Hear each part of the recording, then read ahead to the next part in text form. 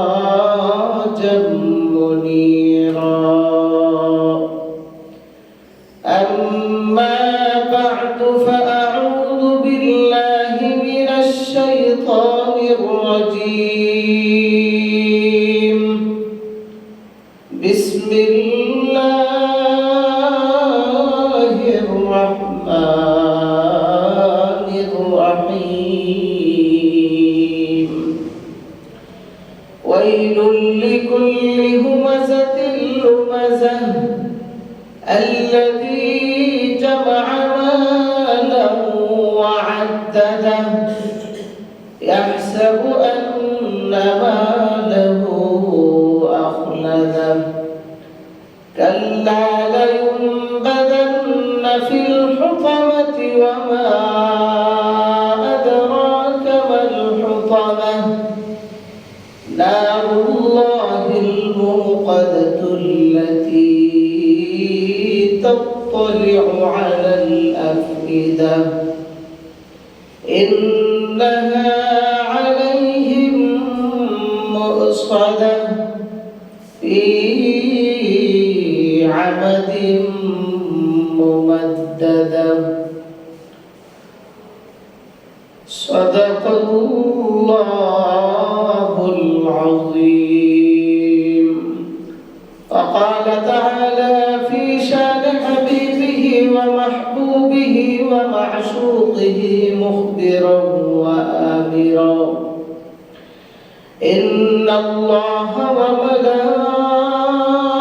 وملائكته يصلون على النبي يا أيها الذين آمنوا صلوا عليه وسلموا تسليما. اللهم صل على محمد وعلى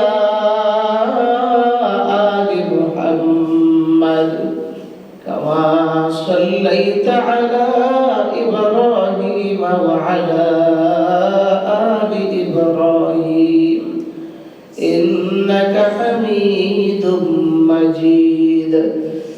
اللهم بارك على محمد وعلى آل محمد كما باركت على إبراهيم وعلى آل إبراهيم إنك حميد مجيد. سبحانك لا علم لنا إلا ما علمتنا إنك أنت العليم الحكيم. رب اشرح لي صدري ويسر لي أمري واحلل عقدة من لساني يفقه قولي.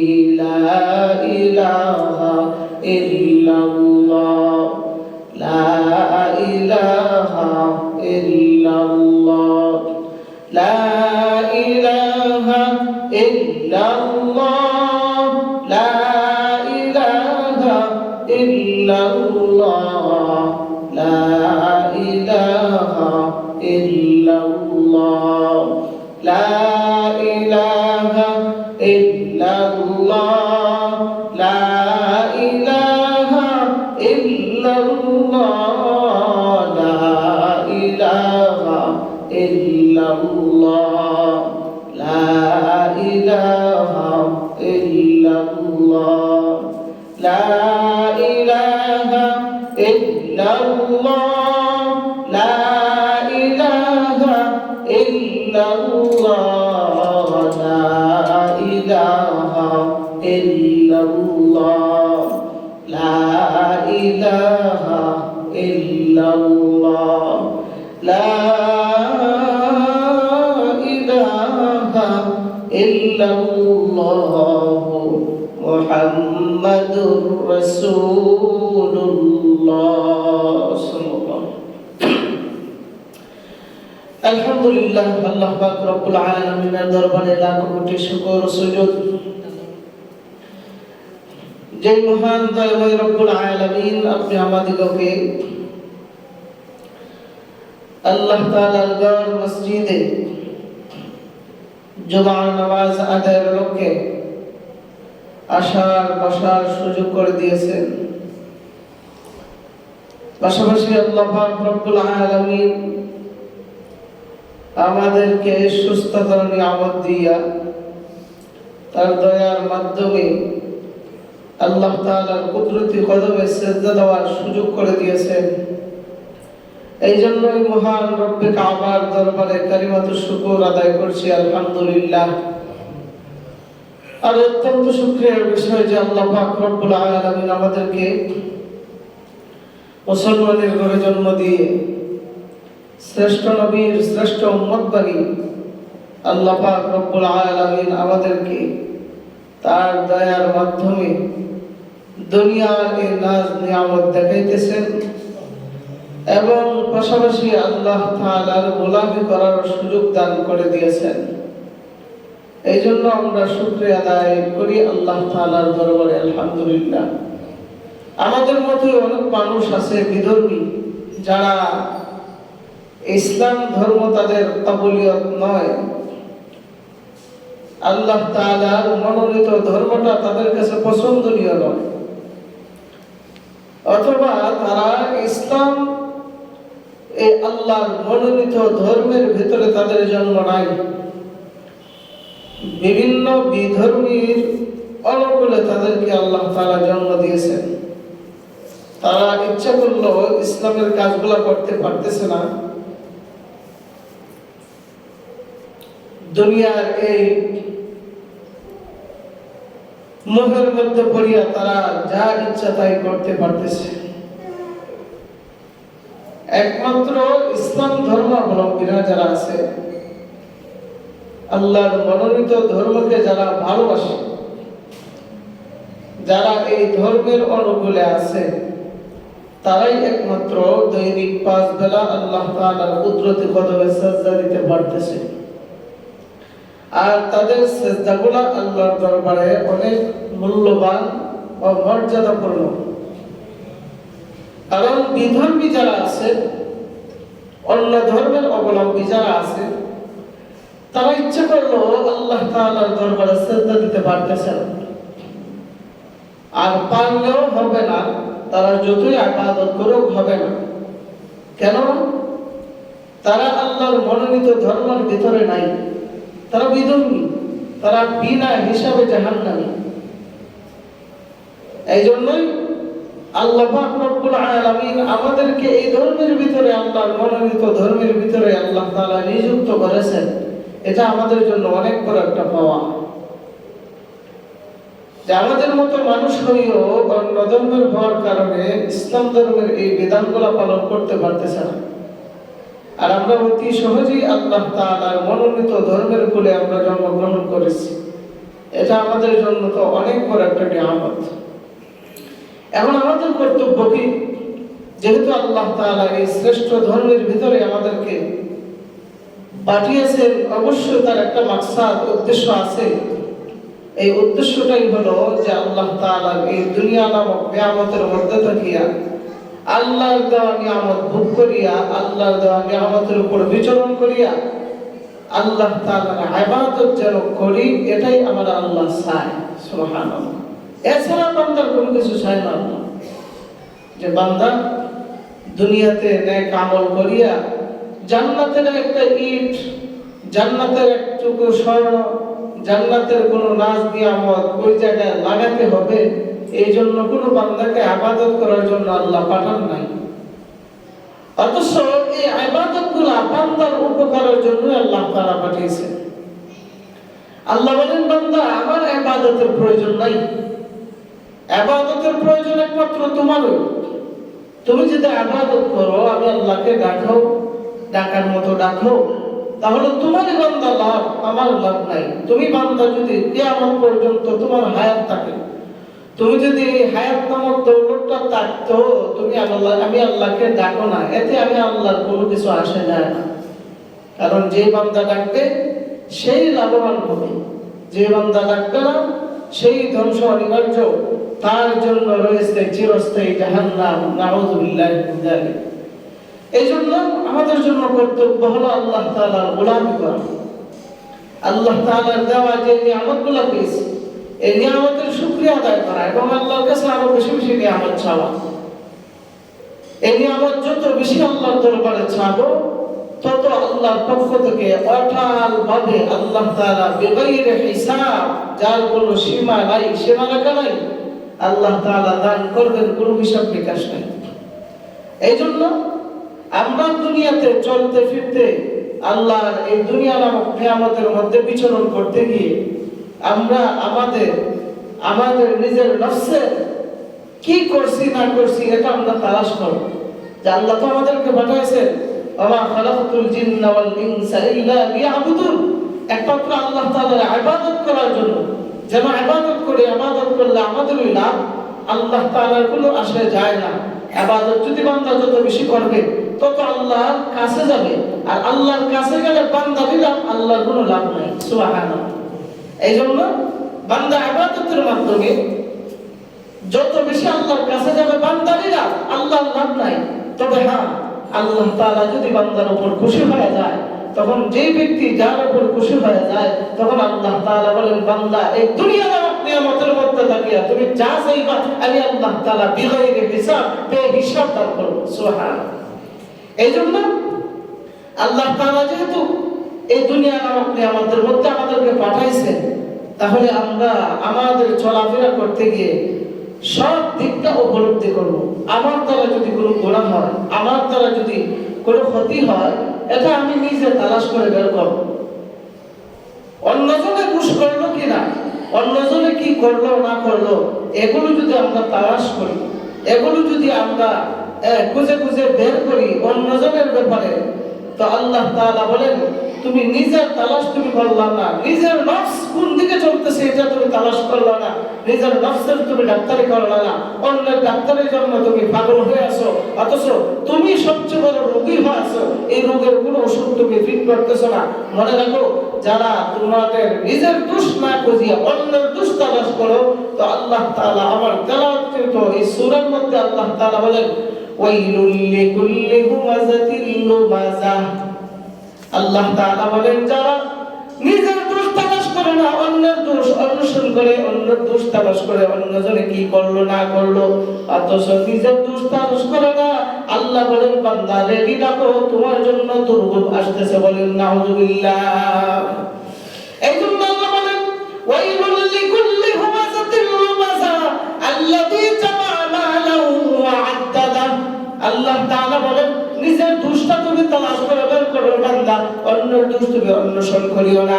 যে বান্দারা নিজের দোষ তালাশ করে না, অন্যের দোষ তালাশ করে, যে বান্দারা একজন মানুষ উপস্থিত থাকা সত্ত্বেও প্রকাশ্যে তার বদনাম করে, প্রকাশ্যে তার বিরুদ্ধে গীবত গায়, অথবা একজন মানুষ উপস্থিত নয় কিন্তু তার বিরুদ্ধে অন্যজনের কাছে গীবত গায়, আল্লাহ তাআলা বলেন, হুমাযাতিল লুমাযাহ, এই সমস্ত কারবার যারা করে তাদের জন্য রয়েছে বিশাল দুর্ভোগের ব্যবস্থা। বলেন নাউযুবিল্লাহ। এই জন্য দোষ তালাশ করব আমরা আমাদের নিজেদের না অন্যদের? নিজেদের। এক চিল্লাচিল্লি কিসের?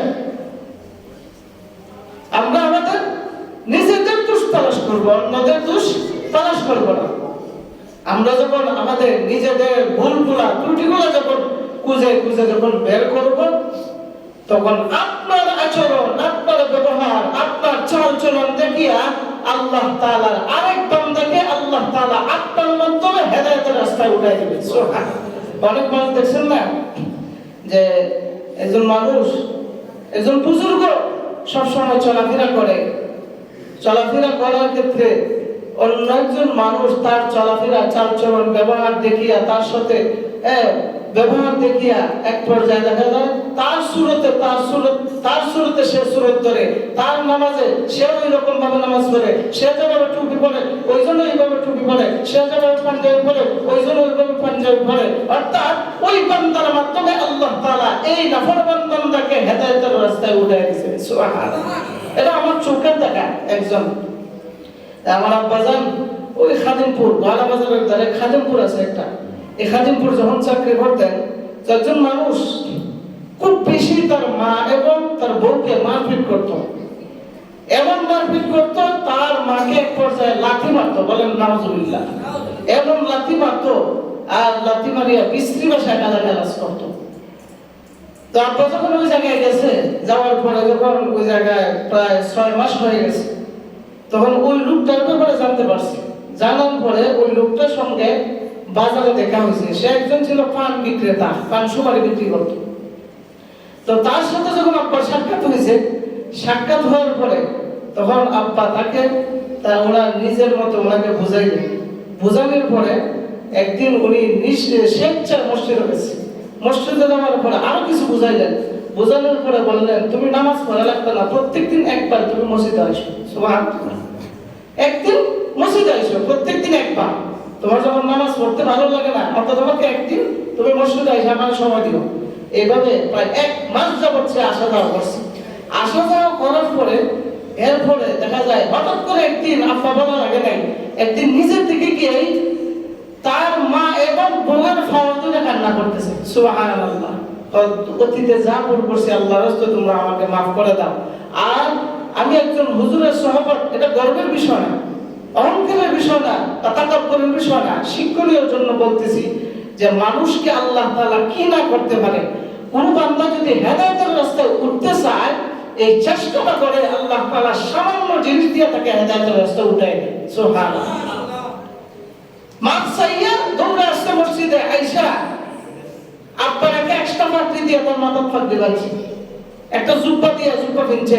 কিনে হয়, হুজুর আজকে থেকে তওবা করলাম, আজকে থেকে বাকি জিন্দেগিতে কোনোদিন নামাজ কাজা করব না। সুবহানাল্লাহ। আবার নিজের চোখে দেখা। তো আমি পরে আরেকবার যখন বাড়াইতে গেছি, গিয়া দেখি ওরা দেখা যায় একদম মাদ্রাসার মুফতামিম সাহেব। আমি তো পুরোপুরি চিনি না। আব্বাকে জিজ্ঞাসা করছি, লোককে কোন মাদ্রাসার মুফতামিম নাকি? তো আব্বা জোরে হাসি মারছে। আরে বাবা, এটা মুফতামিম না, এরা জালেম আছিল, মা বাপকে হরকান 24 ঘন্টা মারতো। এই ব্যক্তিকে আল্লাহ তাআলা হেদায়েত দিয়েছে, এই জন্য এই বেশ ধরছে। সুবহানাল্লাহ। এই জন্য আপনি যদি ভালো হয়ে যান, আপনি যদি আপনার নিজের দোষ অন্বেষণ করেন, আপনি যদি আপনার নফসের ভুল ত্রুটিগুলো যদি ধরেন, তো আপনি ধরার কারণে আল্লাহ আপনাকে মহব্বত করবে। আপনার চেহারার ভিতরে আল্লাহ তাআলা কুদরতি নূর পয়দা করবে। আর আপনার ব্যবহার, ভালো আচরণ দেখিয়া, আপনার চাল চলন দেখিয়া আরেকজন বান্দাকে আল্লাহ তাআলা আপনার মাধ্যমে হেদায়েতের রাস্তায় উঠাবে। সুবহানাল্লাহ। এই জন্য অন্যের ভুল তালাশ করেন নাই। অন্যের ভুল যদি তালাশ করেন, তো আল্লাহ তাআলা বলেন, ওয়াইলুল লিকুল্লি হুমাযাতিল লুমাযা। যারা অন্যের দোষ তালাশ করে, নিজের দোষ তালাশ করে না, প্রকাশ্য মানুষের গীবত গায়, গোপনে মানুষের গীবত গায়, আল্লাহ তাআলা বলেন তাদের জন্য রয়েছে কঠিন দুর্ভোগ। বলেন নাউযুবিল্লাহ। এই জন্য আমরা কি অন্যের দোষ তালাশ করব না নিজের দোষ তালাশ করব? নিজের দোষ তালাশ করব। এরপরে আল্লাহ বলেন, আল্লাযী জামাআ মালান ওয়া আদ্দাদা। পৃথিবীতে কিছু লোক আছে যারা যখন সম্পদ অর্জন করে, যখন বিভিন্ন ধরনের সম্পদ আল্লাহ তাআলা দেওয়া নিয়ামত যখন অর্জন করে, অর্জন করার পরে তখন সে শুধু খালি গুনতে থাকে, সম্পদ গুনতে থাকে। এমন লোক আছে না নাই? আছে না নাই? 10 বিঘা জমির মালিক হইছে, 1 বিঘা বিক্রি করছে, দেখি আমার কয় বিঘা আছে, তার মানে 9 বিঘা আছে। শুধু বখিলামি করে, খালি হিসাব করে। তারা কি মনে করে জানেন? আল্লাহ তাআলা বলেন, আল্লাযী জামাআ মালান ওয়া আদ্দাদা। তাদের সম্পদগুলো অর্জন করার পর শুধু গণনা করে ইয়াহসাবু আন্না মালাহু আখলাদা। সে অর্থ সঞ্চয় করার পর, এগুলো গণনা করার পর সে ধারণা করে এই সম্পদ নিয়ে সে তার সঙ্গে যাবে। বলেন নাউযুবিল্লাহ। বলেন তো আজ পর্যন্ত পৃথিবীতে যত মানুষ সম্পদশালী হয়েছে, কেউ কি দুনিয়াতে তাইকা তার সব সম্পদ কবর নিয়ে যাইতে পারছে? পারে নাই। আল্লাহ বলেন এই ধরনের লোক দুনিয়াতে আছে যারা আল্লাযী জামাআ মালান ওয়া আদ্দাদা। তাদের সম্পদগুলো যখন জমা করে, তাদের সম্পদগুলো যখন অর্জন করার পর সেগুলো তারা গণনা করে। ইয়াহসাবু আন্না মালাহু আখলাদা। কেন? কারণ তারা মনে করে এই সম্পদগুলো নিয়েই তারা জান্নাতে যাবে। বলেন নাউযুবিল্লাহ। এই সম্পদ নিয়ে, দুনিয়ার সম্পদ নিয়ে কেউ কবরে যাইতে পারবে না, জান্নাতে যাইতে পারবে না। দুনিয়ার সম্পদ যা কিছু আছে সব দুনিয়াতেই থাকবে। সুবহানাল্লাহ। এই জন্য দুনিয়ার সম্পদ, তুমি যদি মনে করো যে দুনিয়ার সম্পদ, দুনিয়াতে যা কিছু আল্লাহ তাআলা আমাকে সম্পদ দান করেছে, এই সম্পদের কারণে আমি দুনিয়াতে পয়সা আছি, ভুল। দুনিয়ার এই সম্পদের কারণে তুমি পয়সা থাকো নাই, বাঁচানোর মালিক কে? আরো জোরে বলেন, বাঁচানোর মালিক আমার আল্লাহ। যদি বলেন এই সম্পদের কারণে আমি দুনিয়াতে পয়সা আছি, এই সম্পদ যদি না থাকতো তাহলে দুনিয়াতে আমি সুখী হতে পারতাম না। এই সম্পদ যদি না থাকতো তাহলে আমি খাবার খাইতে পারতাম না। এই সম্পদ যদি দুনিয়াতে না থাকতো তাহলে আমি চলাফেরা করতে পারতাম না। আমি বলি বান্দা, এই সম্পদ তো আমার আল্লাহ দিয়েছেন। দুনিয়াতে এমন লোক আছে না নাই যাদের সম্পদ নাই? আছে না নাই? আছে না নাই? তারা দুনিয়াতে খায়া পয়সা আছে না নাই? এই জন্য পৃথিবীতে বর্তমানে একটা সংগঠন বার হয়েছে, তার নাম হলো ইসকন। নাউজুবিল্লাহ বলেন। এই সংগঠনটা এদের আকীদা থেকে, এদের বিশ্বাস দেখেন, এই ইসকন নামক এই সংগঠনটা তারা হিন্দুত্ববাদী। তারা বলে কি, হয় বাংলাদেশের যত সরকার এই পর্যন্ত আসছে, কোন সরকার তাদের উপর নাকি কোন সরকার কোন বিচার করে নাই। সমস্ত সরকারগুলো নাকি তাদের উপর জুলুম করেছে। বলেন নাউজুবিল্লাহ। অথচ বাংলাদেশের মধ্যে হিন্দুত্ববাদ, খ্রিস্টানবাদ, বৌদ্ধবাদ, অন্য ধর্মাবলম্বীরা যারা আছে, বাংলাদেশের মধ্যে যতটুকু নিরাপদ অন্য কোন রাষ্ট্রের মধ্যে এত নিরাপদ নাই। ঠিক না ভাই? অন্য কোন রাষ্ট্রের মধ্যে নিরাপদ নাই। কিন্তু তারা বলে যে বাংলাদেশে যত সরকার আইছে, যত প্রধানমন্ত্রী হয়েছে, কোন প্রধানমন্ত্রী বুঝি তাদেরকে সুখ দেয় নাই, তাদের উপর নাকি নির্যাতন করছে। নাউজুবিল্লাহ বলেন। বলেন তো, বাংলাদেশ কি মুসলমানের দেশ না হিন্দুর দেশ? জোরে বলেন না কেন? এটা 95% মুসলমানের দেশ। মুসলমানের দেশে হইয়া তুমি বিধর্মী হইয়া এতটুকু নিরাপত্তা পাইতেছো, তুমি কতটুকু নিরাপত্তা জানো? একটা মুখের ভিতরে তার সমস্ত দাঁতের ভিতরে জিহ্বাটা যেমন নিরাপদ, তার চেয়ে বেশি নিরাপদ এই বাংলাদেশে অন্য ধর্মাবলম্বীরা। ঠিক না বেটি? অন্য ধর্মাবলম্বীরা তার চেয়ে বেশি নিরাপদ। কারণ এই মুসলিম রাষ্ট্রে এই মানুষগুলা যদি, এই ধর্মাবলম্বীরা যদি, মুসলিম রাষ্ট্রের মানুষরা যদি ইচ্ছা করতো তোমাদেরকে পিটাইয়া তোমাদের দাদা বাবুদের দেশে পাঠাইতে পারতো না। কিন্তু না, ইসলাম এটা শিক্ষা দেয় না। ইসলাম এটা শিক্ষা দেয় না। ইসলাম বলে না, সে অন্য ধর্মের হোক, কোনো সমস্যা নাই, এই দেশে থাকবে, এই দেশে খাইবে, এই দেশে চলবে, সে তার জন্ম ধর্ম পালন করবে। ইসলাম তাকে শিখায় নাই যে তার গলায় তরবারি ধরো, তার গলায় ছুরি ধরো, ইসলাম ধর্ম গ্রহণ করে আল্লাহ জবাই করে বলবো। এই ধরনের ইসলাম কোনো আলেম ওলামা, আল্লাহর রাসূল এবং সাহাবায়ে কেরাম শিক্ষা দেন নাই। ঠিক না ভাই? এই জন্য বাংলাদেশের সবচেয়ে নিরাপদ হলো অন্যান্য ধর্মাবলম্বীরা। আজকে যারা ইসলামের পক্ষে মাথা উঁচু করে দাঁড়াইয়া তাদের পক্ষে চালাচামুন্ডামি করতেছো, সাবধান করে দে, ইসকনকে বাংলাদেশে নিষিদ্ধ করতে হবে। বলেন ইনশাআল্লাহ। এই ধরনের সংগঠন আমরা চাই না। যেই সংগঠন একজন আইনজীবীকে প্রকাশ্যে আদালতের ময়দানে প্রকাশ্যে জবাই করে হত্যা করে, বলেন নাউজুবিল্লাহ। কি সম্পদের বাহাত্তর। তারা বলে কি যে বাংলাদেশের কোন প্রধানমন্ত্রী এই জায়গার মধ্যে আওয়ামী লীগ বলেন, বিএনপি বলেন, জাতীয় পার্টি বলেন, যত সরকার আছে, কোন সরকার যদি তাদেরকে সুখ দেয় নাই, তাদের উপর নির্যাতন করছে। নাউজুবিল্লাহ মিন যালিক। তাদের উপর যদি নির্যাতন করতো তাদের অস্তিত্ব খুঁজে পাওয়া যেত, অস্তিত্ব খুঁজে পাওয়া যেত। এই জন্য অনতিবিলম্বে যারা এই আইনজীবীকে হত্যা করেছে, প্রকাশ্য জবাই করেছে, তাদেরকে ফাঁসির কাস্টে ঝুলাতে হবে। বলেন ঠিক না বেটি? ফাঁসির কাস্টে ঝুলাতে হবে। এটা আমাদের ইমানি দায়িত্ব। কোনদিন কোন প্রকাশ্য হিন্দুকে কোন মুসলমান জবাই করতে দেখছেন না? এটা ইসলাম শিক্ষা দেয় না। ইসলাম বলে না, সে হিন্দু হোক, বৌদ্ধ হোক, খ্রিস্টান হোক, অসুবিধা নাই, সে এই জায়গায় আছে, নিরাপদ থাকবে। ইসলাম এই জোর জবরদস্তি করে কাউকে মুসলমান বানায় না। ঠিক না ভাই? জোর জবরদস্তি করে যদি মুসলমান বানাইতো, বাংলাদেশে কোনো হিন্দু থাকতো, কোনো বৌদ্ধ থাকতো, খ্রিস্টান থাকতো, কোনো কিছুই থাকতো না। এটা ইসলাম শিক্ষা দেয় না। তারা বলে যে যত সরকার আছে সবাই জুলুম করছে, তারা কেমনে বেঁচে আছে? তারা আমরা নিজস্ব অর্থায়নের মাধ্যমে তারা বেঁচে আছে। বলেন নাউজুবিল্লাহ। কি কর মানে তারা সম্পদের মাধ্যমে, টাকা পয়সা যা কিছু আছে এগুলোর মাধ্যমে তারা পয়সা আছে। আচ্ছা বলেন, পৃথিবীতে এই যে যত মানুষ আছে, বিধর্মীরা যারা আছে, কোন মানুষ অর্থের উপর ভর করিয়া জীবনে বাঁচতে পারে? কথা বলে না। অর্থের উপর ভর করে বাঁচতে পারে? আরে ভাই, টাকা আমাকে বাঁচায় না আল্লাহ বাঁচায়, সম্পদ আমাকে বাঁচায় না আল্লাহ বাঁচায়। এত বড় মিথ্যা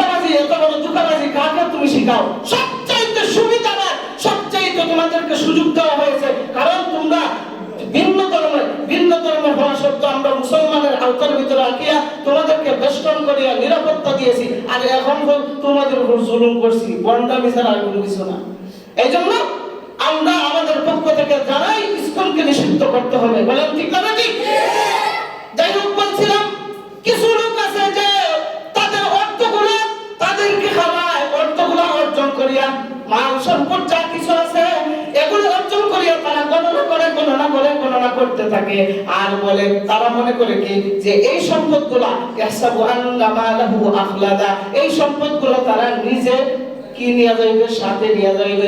আল্লাহ তাআলা বলেন কাল্লা কাল্লা কাল্লা, কখনো না কখনো না। আল্লাহ তাআলা বলেন কাল্লা লা ইউবাদান্না ফিল হুতামা, বরং যে সমস্ত মানুষরা এই সমস্ত ধারণা নিয়ে অন্তরের মধ্যে ধারণা নিয়ে চলাফেরা করে, আল্লাহ তাআলা বলেন তাদেরকে হুতামা নামক জাহান্নামের মধ্যে আমি আল্লাহ নিক্ষেপ করব। বলেন নাউযুবিল্লাহ। তাদের স্থান কোথায়? হুতামা নামক জাহান্নামে। কোথায় কোথায় জোরে বলেন? হুতামা। কি নাম? হুতামা। আল্লাহ তাআলা বলেন কাল্লা, কখনো না, লা ইউবাদান্না ফিল হুতামা, যে সমস্ত মানুষরা এই ধারণা করিয়া চলে আল্লাহ তাআলা বলেন তাদেরকে হুতামা নামক জাহান্নামের মধ্যে নিক্ষেপ করব। বলেন নাউযুবিল্লাহ। ওয়া মা আদরাকা মাল হুতামা, আল্লাহর রাসূলকে আল্লাহ তাআলা বলতেছেন, ও রাসূল, হুতামা কি আপনি জানেন? হুতামা কি আপনি জানেন? সুবহানাল্লাহ বলেন। আর হুতামা এমন একটা স্থান যেই জায়গার মধ্যে মানুষকে প্রজ্বলিত আগুনের মধ্যে এমন ভাবে ফেলানো হবে যার কোনো নরণই নাই। সুবহানাল্লাহ। এত প্রজ্বলিত আগুন, এই আগুনের মধ্যে তাকে নিক্ষিপ্ত করা হবে। আল্লাহ তাআলা বলেন হাসরের ময়দানে আল্লাহ পাক রব্বুল আলামিন মানুষকে দুইটা ভাগে বিভক্ত করবে। কয়টা ভাগ জোরে বলেন? কিয়ামতের ময়দানে আল্লাহ পাক রব্বুল আলামিন গোটা মানব জাতিকে দুইটা ভাগে বিভক্ত করবেন। একদল হবে জান্নাতি আর একদল হবে জাহান্নামী। সুবহানাল্লাহ বলেন। দুইটা ভাগে বিভক্ত হবে, ফারিকুন ফিল জান্নাতি ওয়া ফারিকুন ফিস সাঈর। দুইটা ভাগে বিভক্ত করা হবে, একটা ভাগ হবে জান্নাতে আর একটা ভাগ জাহান্নামে। ও বাবারা, জাহান্নাম কি? জাহান্নাম কি? জাহান্নাম এমন এক ভয়ঙ্কর স্থান, এটা হলো চির শাস্তির কেন্দ্র। বলেন সুবহানাল্লাহ। চির শাস্তির কেন্দ্র, যে জায়গার মধ্যে এত কঠিন শাস্তি দুনিয়াতেও কাউকে দেওয়া হবে না। সুবহানাল্লাহ। চির শাস্তির কেন্দ্র। দুনিয়াতে আমাদের শাস্তি দেওয়ার জন্য সরকারিভাবে জেলখানা আছে না নাই? জেলখানা মানুষকে সুমানো হয় না শাস্তি দেওয়া হয়?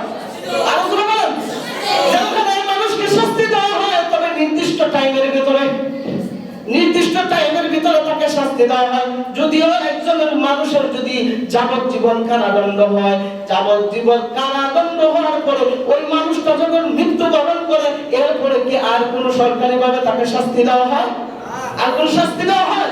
তারা মৃত্যুবরণ করে ফেলছে, তারা স্বেচ্ছায় তাকে তার বাড়িতে পাঠায় দেয় অথবা কবরে দাফন করে দেয়, এরপরে আর কোনো শাস্তির আইন নাই। কিন্তু আল্লাহু আকবার, জাহান্নামের আগুন এমন একটা হুতামা নামক এই জাহান্নামের আগুন এত কঠিন যে মানুষের মৃত্যু হবে তো দূর কথা, যখন মানুষের গা জ্বলতে থাকবে, তার হৃদয়ে যখন স্পন্দন যখন গ্রাস করবে, গ্রাস করার পর ওই মানুষটা কখনো মৃত্যুবরণ করবে না। বলেন নাউযুবিল্লাহ। মৃত্যুবরণ করবে না। অতএব তার শাস্তিটা কি সহজ না কঠিন? আরো জোরে বলেন। খালিদিনা ফিহা আবাদা, আবাদুল আবাদ জাহান্নামের মধ্যে জ্বলতে থাকবে। দুনিয়াতে যাবজ্জীবন কারাদণ্ড হওয়ার পর যেমনি ভাবে দেখা যায় তাকে মৃত্যুবরণ করার পর শাস্তি দেওয়া হয় না, কিন্তু জাহান্নামের আগুনের মধ্যে বান্দাকে যখন শাস্তি দেবে এটা একদম ভিন্ন। বান্দা জাহান্নামে তো মরবেই না, মরার তো কোনো পুষ্টি আছে না। বান্দা আবাদুল আবাদ ওই জাহান্নামের মধ্যে শাস্তি ভোগ করবে। বলেন নাউযুবিল্লাহ। এই জন্য আল্লাহ তাআলা সব সময় বলেন, বান্দা জাহান্নামের আগুন থেকে বাঁচাও। জাহান্নামের আগুন সাধারণ নয়। জাহান্নামের মধ্যে বান্দাদেরকে যখন শাস্তি দেওয়া হবে কোন পদার্থ দিয়া, এটার নাম হলো নার। জোরে বলেন কি নাম? নার শব্দের অর্থ হলো আগুন। এই আগুন দ্বারা বান্দাকে শাস্তি দেওয়া হবে। দুনিয়াতে আমরা আগুন জ্বালাই কি জ্বালাই না? জোরে বলেন। আগুন জ্বালাই কি জ্বালাই না? আগুন জ্বালাইতে গিয়ে আমাদেরকে লাকড়ি প্রয়োজন হয় কি হয় না? কাঠ দিয়ে লাগায়, পাতা দিয়ে জ্বালায়, গ্যাস দিয়ে জ্বালায়, পেট্রোল দিয়ে জ্বালায় কি জ্বালাই না? জাহান্নামের মধ্যে কোনো পেট্রোল নাই, লাকড়ি নাই, কোনো কিছু নাই। আল্লাহ তাআলা বলেন দুই ধরনের লাকড়ি আল্লাহ তাআলা ব্যবহার করবেন। কয় ধরনের? জোরে বলেন। আল্লাহ তাআলা বলেন ওয়াকুদুহান নাস ওয়াল হিজারা। আল্লাহু আকবার বলেন। দুই ধরনের লাকড়ি আমি আল্লাহ ব্যবহার করব।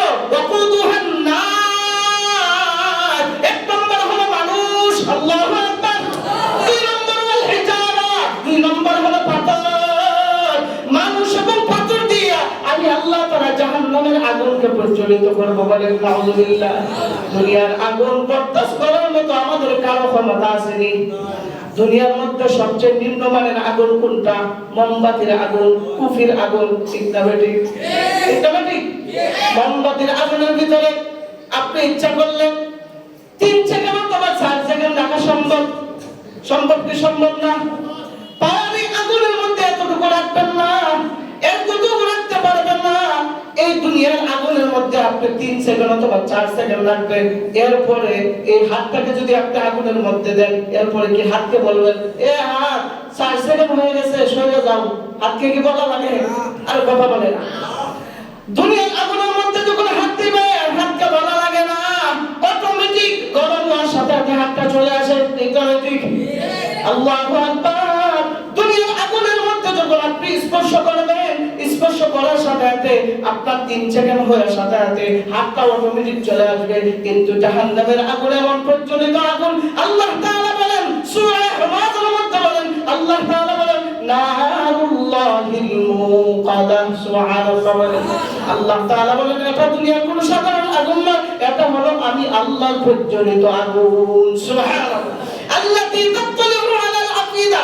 দুনিয়া তুমি পা লাগাও, পা জ্বলবে, হাত লাগাও, হাত জ্বলবে। কিন্তু আমার এই জাহান্নামের আগুন এত ভয়ঙ্কর আগুন, দুনিয়াতে কোনো মানুষকে যখন, জীবিত মানুষকে যখন আগুনের মধ্যে পোড়া হয়, আগুনের মধ্যে যখন পোড়া হয়, তার রূহ নামক নিয়ামতটা, মৃত্যু নামক নিয়ামতটা আসার আগে আগে মানুষ, ওই মানুষটা ছটফট করে কি করে না? কথা বলেন, জোরে বলেন। ছটফট করে কি করে না? কিন্তু যখন আগুনের ভিতরে ওই মানুষটা যখন মারা যায়, এরপরে কি আর কোনোদিন ছটফট করে? আর ছটফট করে? আর ছটফট করে না। কিন্তু আল্লাহু আকবার। আল্লাতী তাত্তালিউ আলাল আফইদা।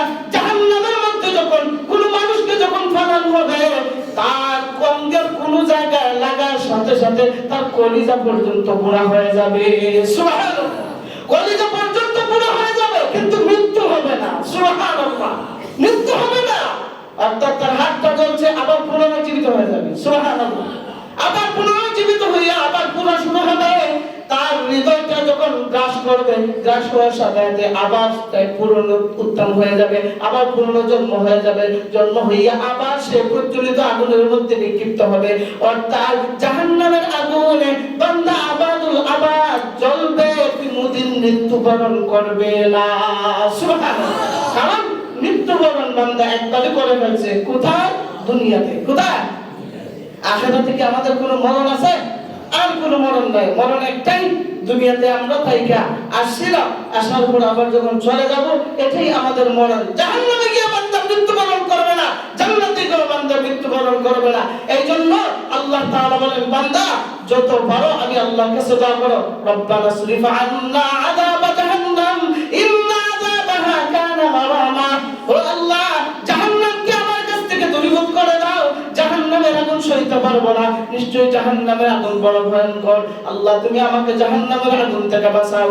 আল্লাহর রাসূল সব সময় আল্লাহর কাছে দোয়া করতেন, আল্লাহুম্মা ইন্না নাসআলুকাল জান্নাতা ওয়া নাউযু বিকা মিনান নার। হে আল্লাহ, আমাকে তুমি জান্নাত দান করো, জাহান্নাম আমার কাছ থেকে তুমি দূরীভূত করে দাও। সুবহানাল্লাহ।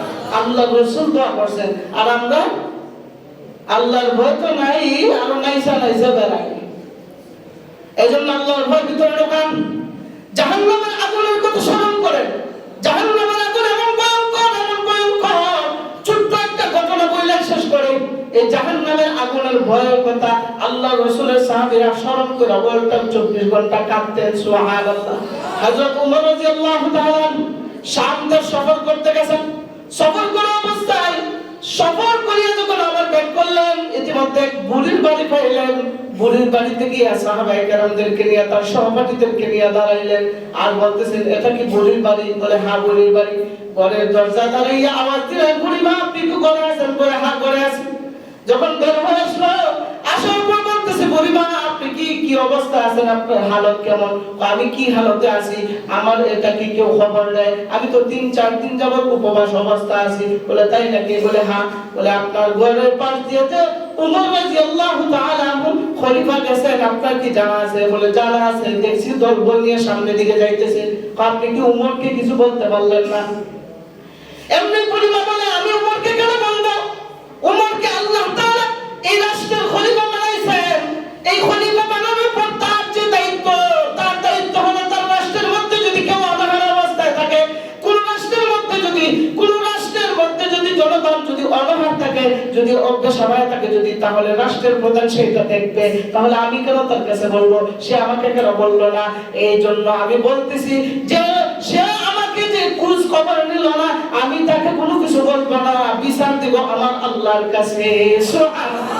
আচ্ছা বলেন তো, হযরত উমর কোথায়? পাশে বসা। হযরত উমর কোথায়? পাশে বসা। হযরত উমর যখন শুনছে, মাথা হাত দিয়ে দরজা করে এক দৌড় দিছে শহরে। সুবহানাল্লাহ। দৌড় দিয়ে গিয়ে বাইতুল মালের দরজা খুলিয়া সমস্ত মানুষদেরকে বলতেছে, বাইতুল মালের কি কি খাদ্য আছে আমার কাঁধে দাও। সুবহানাল্লাহ। বাইতুল মালের প্রহরীরা বলতেছে, সরকার প্রধান, হে খলিফাতুল মুসলিমিন ওমর, আপনার ঘরে কেন খাদ্য নিবেন? আপনার ঘরে কেন নিবেন? আমরাই তো আছি, বলেন কোথায় আমরা পৌঁছায় দেই। হযরত ওমর বলেন, না না, আমার কাছে দাও, আমি তার কাছে গিয়ে পৌঁছায় দেই। না না, এটা মানানসই না। মানুষদেরকে কি বলবে যে সরকার প্রধান হইয়া খাদ্য গ্রহণ করিয়ে দিয়ে যায়, তাহলে আমাদেরকে গালিগালাজ করবে। হযরত ওমর বলেন, হাসরের ময়দানে একজন মানুষ অনাহার থাকা অবস্থায় যদি কাউকে জিজ্ঞাসা করে, আমি উমরকে আল্লাহ তাআলা জিজ্ঞাসা করবে, ওই দিন তুমি সগীর আলী আর কবির আলী জবাব দেবে না, ওই দিন আমি উমরের জবাবদিহিতা করা লাগবে। সুবহানাল্লাহ। আমি উমরের জবাবদিহিতা করা লাগবে, সুতরাং আমার কাছে দাও, আমার কাছে দাও। সুবহানাল্লাহ। আটার বস্তা নিয়ে পরিবার করে যখন দৌড়ে গেলেন, দৌড়ে গিয়া পরিবারকে বলতেছে, মা, এতদিন যাবত আপনি অনাহার থাকিয়া আপনার শরীরটা অসুস্থ হয়ে গেছে, আপনার দেওয়ার দরকার নাই, আমি নিজে রান্না করে আপনাকে খাওয়াই দিতেছি। সুবহানাল্লাহ। হযরত ওমর নিজে রুটি তৈরি করলেন, রুটি তৈরি করিয়া তাকে খাবার খাওয়াইলেন। খাবার খাওয়াইয়া এবার বলতেছেন, বুড়িমা, খাবার তো আপনাকে খাওয়াইলাম, আমার নামটা তো আপনি জিজ্ঞাসা করলেন না। সুবহানাল্লাহ। এখন বুড়িমা হয়, তাই নাকি? বলে, বাবা, তোমার নামটা কি একটু বলো তো। আমি হলাম খলিফাতুল মুসলিমিন ওমর। সুবহানাল্লাহ। হযরত ওমরের এই কথা শুনিয়া বুড়ি বলতেছে, তাই নাকি? বলে, হ্যাঁ, আমি হলাম ওমর, আমাকে মানুষে খলিফাতুল মুসলিমিন ওমর কয়। ও বুড়িমা, আপনি কি চিনতে পারছেন? আমি তো না, আমি শুনছি, এখন পর্যন্ত তোমাকে আমি দেখি নাই। বাবা, তোমার কাছে আমি মাফ চাই, তোমার সাথে আমার অনেক বেয়াদব হয়ে গেছে, আল্লাহ বস্তু তুমি আমাকে ক্ষমা করে দাও। বলে, না, বলে, আপনি কি বলছেন? আমি বলছি যে কে যে তোমাকে খলিফাতুল মুসলিমিন ওমর বানাইছে, উমরকে কে যে খলিফাতুল মুসলিমিন বানাইছে, যদি উমরকে না বানাইয়া যদি তোমাকে বানাইতো, এটা যখন পরিচয় পাইছে না, তখন কইতেছে, কে যে উমরকে খলিফাতুল মুসলিমিন বানাইছে, উমরকে না বানাইয়া যদি তোমাকে বানাইতো, তো অন্ততপক্ষে অনাহারী মানুষ যারা আছে তাদের মুখে একটু খাবার তুলে দিত। তখন হযরত উমর বলে, আমার পরিচয় নেন, আমি হলাম উমর। তিনি তো একদম চমকে গেছে, তুমি আমার কি করে হয়? বলে, হ্যাঁ, আমিও। বলে, তুমি আবার কি করে জানলা? বলে, আপনার যাওয়ার সময় আপনার এই অনাহারী অবস্থা আমি দেখে গেছি। সুবহানাল্লাহ। বলে, তাই নাকি? বলে, কি করছো? আমি এই মুহূর্তে বাইতুল মাল থেকে আটা এনে আপনাকে রুটি তৈরি করে আপনাকে খাওয়াইছি। বলে, তাই নাকি? বলে, বাবা, আরেকটা কথা শুনো, তুমি আমাকে বদুয়া দিও না। মা, আমাকে বদুয়া দিও না আপনি, কারণ আপনি যেই কথা বলছেন একদম ন্যায্য দাবি আপনি আপনার আদায় করছেন। শুনুন, আমি খলিফাতুল মুসলিমিন, যদি কোনো ভুল করি আপনি সন্তান হিসেবে আমাকে শাসন করবেন। সুবহানাল্লাহ। আর যেহেতু আমাকে খলিফাতুল মুসলিমিন এই সনদ দিয়ে দিয়েছেন, আজীবন আমি আপনার খেয়াল রাখবো এবং সবার খেয়াল রাখি। এই জন্য আল্লাহর কাছে আপনি যে বলছিলেন আল্লাহর কাছে বিচার দিবেন, আল্লাহর ওয়াস্তে আপনার পায়ে ধরে বলি, আল্লাহর কাছে আমার নামে বিচার দিবেন না। সুবহানাল্লাহ। আল্লাহর কাছে যদি আমার নামে বিচার দেন, ওই দিন কিয়ামতের ময়দানে আল্লাহ যদি আমার উপর রাগান্বিত হয়ে যায়, আল্লাহ যদি আমার উপর পাহাড়িয়াতের মেজাজ নিয়ে আল্লাহ তাআলা যদি আমার উপর রাগান্বিত হয়ে যায়, ওই দিন আমি জবাবদিহিতা করতে পারবো না, আল্লাহ জাহান্নামী হয়ে যাব। আর জাহান্নামের আগুন আমি উমর বরদাস্ত করতে পারবো না। সুবহানাল্লাহ। এই জন্য জাহান্নামের আগুন নিয়ে আল্লাহর কাছে ক্ষমা চাওয়া দরকার আছে না নাই? নামাজ পড়া না সাইরা, জোরে বল, নামাজ পড়া না সাইরা, মানুষের আইল খাইটা নানা খাইটা বন্ধ কে তো মসজিদে তো বড় হিসাব, আর যখন বন্ধ যায় গিয়া দেখে আইলা একটু টাকা হয়ে গেছে, আইলা একটু চিকন হয়ে গেছে, তখন অন্যকে তো খুব দিয়া মনে ফেলে নাই। এমন হিসাব আছে না নাই? আছে না নাই? সাবধান, আল্লাহর কসম, দুনিয়ার এই চাকচমকে একটু সুন্দর দেখার জন্য, আপনার একটু জাগার জন্য আপনাদের অন্যজনের আইল্লা কাটলেন, আল্লাহ কসম করে বলি আপনার বাকি জিন্দেগিতে যতদিন আপনি নামাজ পড়ছেন এই কাজটা করার কারণে আপনার সব আমল বরবাদ। বলেন নাউজুবিল্লাহ। এই সুবুল করে কেউ করবেন না। আল্লাহ তাআলা আমাদেরকে সবাইকে জাহান্নামের আগুন থেকে ফারাস হওয়ার তৌফিক আল্লাহ দান করুন। সবাই বলে আমিন। ওয়া আখির দাওয়ানা আলহামদুলিল্লাহি রাব্বিল আলামিন।